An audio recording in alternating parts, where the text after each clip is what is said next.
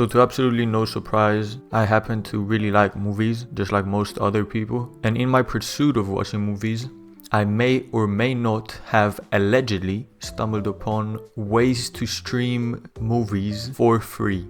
Let's just say it like that. And it's not that I don't have a Netflix subscription, I do, but I just prefer to have a bigger collection of movies, you know. Now, I don't think I'll call out any websites by name, but I'm sure with a few Google searches you can find the websites that I'm talking about. Now, this all started a few years ago when I wanted to watch some newly released Marvel movies, but they weren't available on Netflix, and I didn't really feel like going to the cinema. I think it might have been lockdown at the time, so it was only on streaming or something like that, and I didn't want to pay for an additional streaming platform like Disney Plus just to watch a single movie. So I went on a quest to search for a website where I could watch the movie, and I stumbled upon this website that doesn't exist anymore, but it basically had a collection of every single website you could think of, and it was pretty great. So in my quest to watch a single Marvel movie, I stumbled upon a library of basically every movie to ever exist for free, and it was all online. I didn't have to download anything or torrent anything, which is pretty fucking amazing. You could just stream it as you would on any streaming platform, and it's completely for free. Now, after that website got shut down, I went on a quest to search for another website. So I literally searched the website's name alternatively. So I stumbled on a list of a few websites on some Reddit forum, and to my surprise,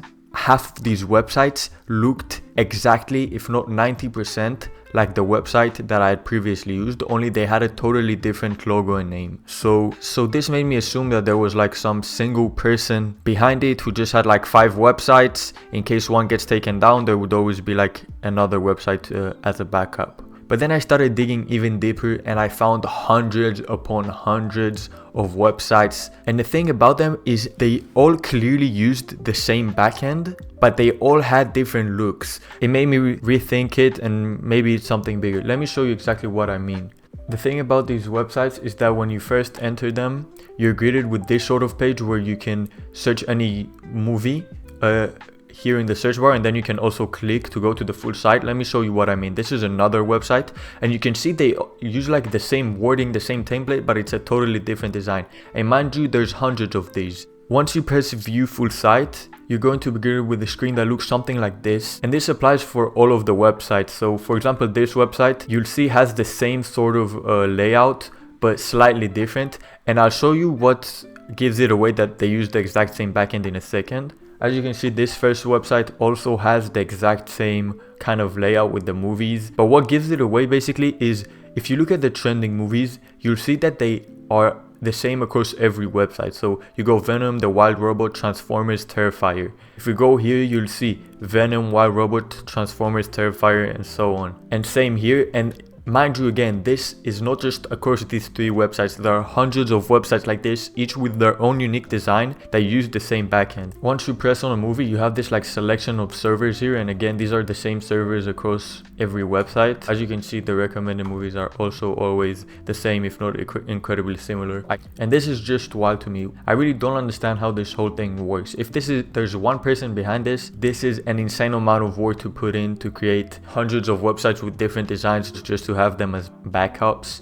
My theory of what this is there's this sort of like website template that is being sold for individuals to like create their own website and just access the backend to distribute the movies. And the way these websites make money is they put ads and pop-ups before you watch the movie. I obviously remove with an ad blocker, but nonetheless they have these ads there, and I assume this is how they make money, and it's super profitable. These sites, I assume, have hundreds of thousands of visits across the board. And I don't know, I just found this super interesting that they all use the same sort of algorithm. I tried looking around and I couldn't find any clue as to who owns these websites. There's not a single email or anything linked to any of them. This specific website, I'm not going to mention the name, but this specific website also has an Android app. There's not much more to it. I just really wanted to point it out. I find it kind of interesting that there's some sort of underworld scheme for movies going on. So I thought I'd just put it out here. I didn't see anyone talk about this, and I found this super interesting. If you know anything about this,